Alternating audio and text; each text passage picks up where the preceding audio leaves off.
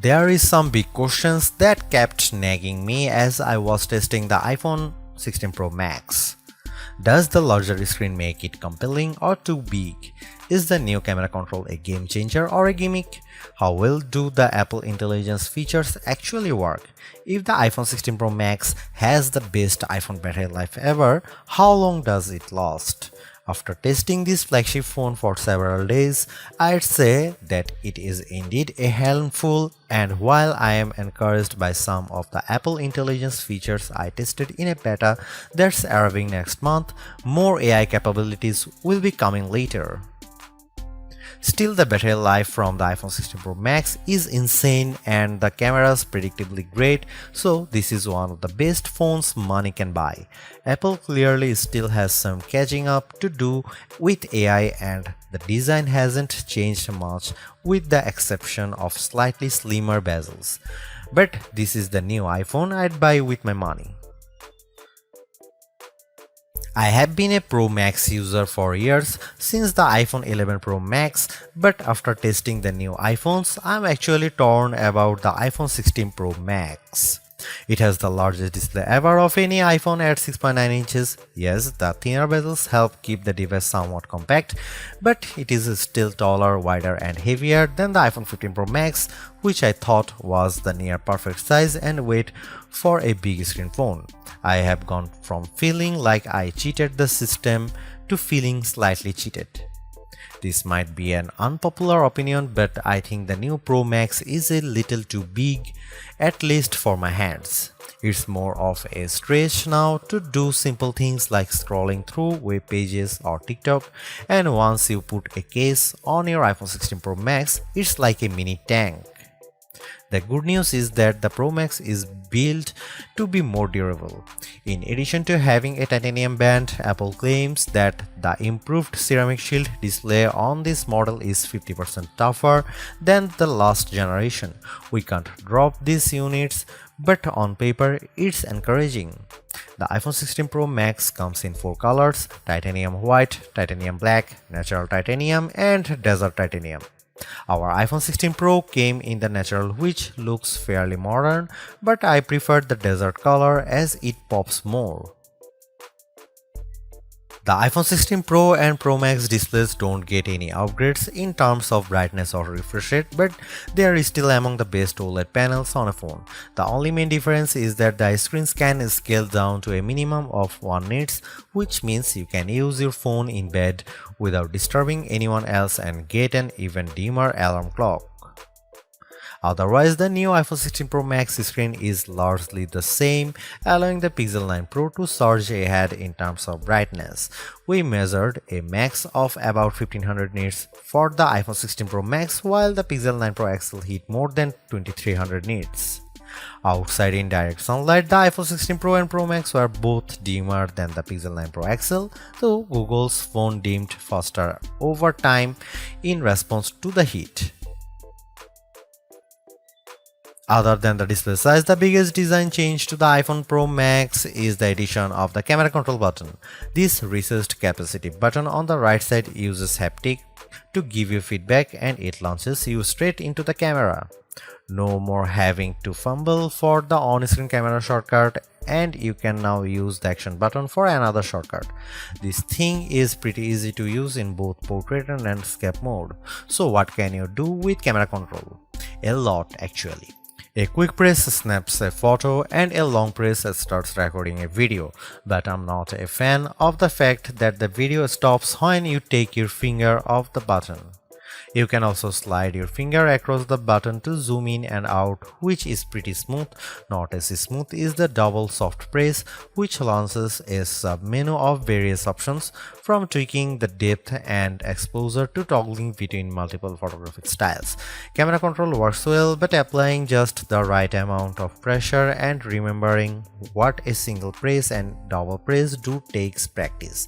I also wouldn't recommend taking macro shots with the camera control, as it shook the camera when I got super close to a subject. The iPhone 16 Pro Max gets a bunch of camera upgrades, starting with a new 48 megapixel fusion camera for the main shooter that's designed to read data faster. The result should be zero shutter lag and faster focus.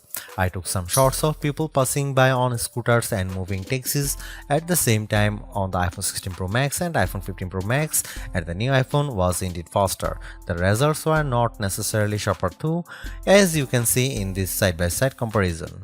Here are some camera samples of iPhone 16 Pro Max.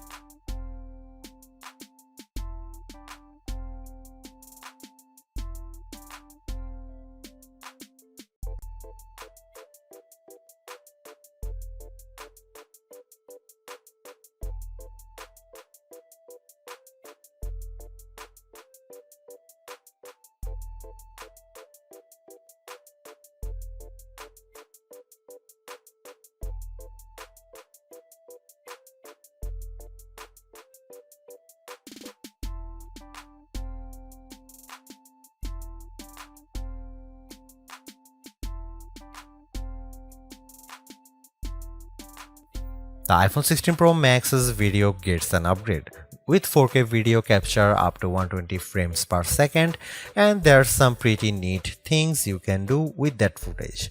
Using the playback speed controls, I could slow down a ping pong match to 50%, 25% or 20%, and the footage still looked sharp.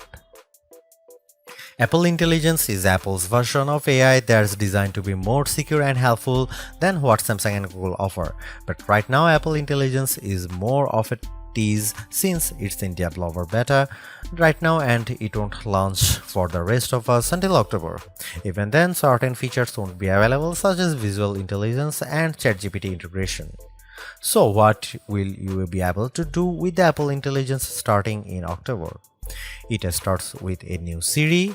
The assistant has been revamped, starting with a redesigned that makes the whole outside of the display glow when summoned. And you can type to Siri. Now you are in a situation where you don't want to use your voice. Siri is definitely more forgiving of screws up, as you can correct yourself on the fly and it will still get your command right. I started a timer and changed the time mid-sentence without a problem. You can also ask follow-up questions and Siri will get for the context. Apple Intelligence also delivers a wide range of writing tools. You can have the iPhone 16 Pro proofread your copy for grammar and word choice, or get help rewriting if you want to go for, say, a more professional tone. For example, I put together a mock email demanding a raise and I got something back that is much more appropriate. You can also have Apple Intelligence summarize long passages of text, as I did with a few notes. I wish you didn't have to select all text first, but I did get a fairly good summary of the key points for my short list of this video. Don't want to look up how-to articles? Siri leverages large language models and Apple support info to give you step-by-step instructions on how to do lots of stuffs on your iPhone, from making screen recordings to scheduling a text. This is a game changer for kids who play the IT person for their parents like me. If you are looking for an Apple Intelligence feature that tugs at the heartstrings, try making a memory movie. Just enter a key phrase as you prompt and specify the mood, and you will see the iPhone 16 Pro Max create a movie out of thin air complete with music. cleanup in the Photos app, a way overdue feature compared to what you'll find on the Pixel and Galaxy, but it is still nice to have. You can remove unwanted objects or people in the frame with just a tap. The cleanup feature worked fairly well when I tried to remove a person from a selfie, but you will get the best results if the background isn't too complicated.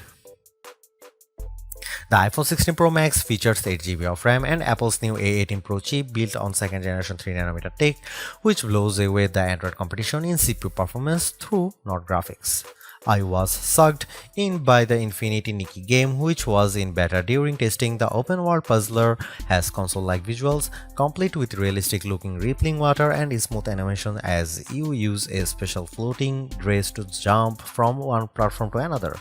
On Geekbench, which measures overall performance, the new iPhones are nearly 50% faster than the Galaxy S24 Ultra Snapdragon 8 Gen 3 chip on single core and 15% higher on multi-core performance. The latest Tensor G4 Pixel phones aren't in the same league. The iPhone 16 Pro Max was also twice as fast than the S24 Ultra in our video editing testing using Adobe Premiere Rush, where we time how long it takes to transport a 4K clip to 1080p. The new Pro phones also shave off a few seconds versus the iPhone 15 Pro's time. So what about graphics? The iPhone 16 Pro Max packs a 6-core GPU compared to 5 cores for the regular iPhone 16 series, and Apple claims that it's up to 20% faster than the iPhone 15 Pro's A70 chip. On the 3D Mark Solar Bay graphics test, which has support for ray tracing, the iPhone 16 Pro was 22% faster than the iPhone 15 Pro. However, that's still 18% behind the Galaxy S24 Ultra, which also delivered higher frame rates on the test. There is one other performance test we ran to see if Apple's claims of better sustained performance are legit. The iPhone 16 Pro Max features a new internal design with a graphite-clad aluminum substructure that's supposed to result in 20% better sustained performance. Interestingly, the iPhone 16 Pro Max turned in a very strong so-called stability score of 84% on our 3D Mark Wildlife stress test, which is better than the 75% from the iPhone 15 Pro Max. But the iPhone 16 Pro hit only 66%. It hit a higher overall loop score but had bigger drop-off. The Galaxy S24 Ultra's score was even worse at 60.4%. Thanks to the larger batteries and other efficiencies, Apple says the iPhone 16 Pro Max has the best iPhone battery life ever, and our testing backs that up. In our battery test, which involves continuous web surfing over 5G at 150 nits of screen brightness, the iPhone 16 Pro Max lasted for an insane 18 hours and 6 minutes. That's 4 hours longer than the iPhone 15 Pro Max and more than an hour longer than the already great Galaxy S24 Ultra. Unfortunately, the iPhone 16 Pro and Pro Max still offer the same lame charging speed.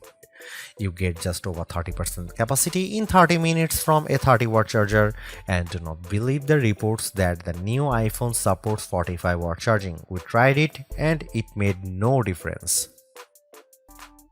The iPhone 16 Pro Max is indeed an iterative upgrade, and maybe it wouldn't feel that way if Apple Intelligence was available today along with all the promised features. Instead, it's going to trickle out over time, so I would not to be in a rush to upgrade. Having said that, I think that iPhone 16 Pro Max is the best phone money can buy right now if you want the biggest screen and longest battery life. It lags in zoom versus the S24 Ultra, but you get more endurance, better camera quality, and plenty of creative features like photographic styles and audio mix. I actually preferred the AI capabilities of the Pixel 9 Pro XL series with its smarter Gemini Live voice assistant and other features like Add Me for photos and Pixel screenshots. But the Pixel's performance and battery life trail the iPhone 16 Pro Max. For me, the iPhone 16 Pro Max retains its title as the best phone, but it's not because of Apple Intelligence.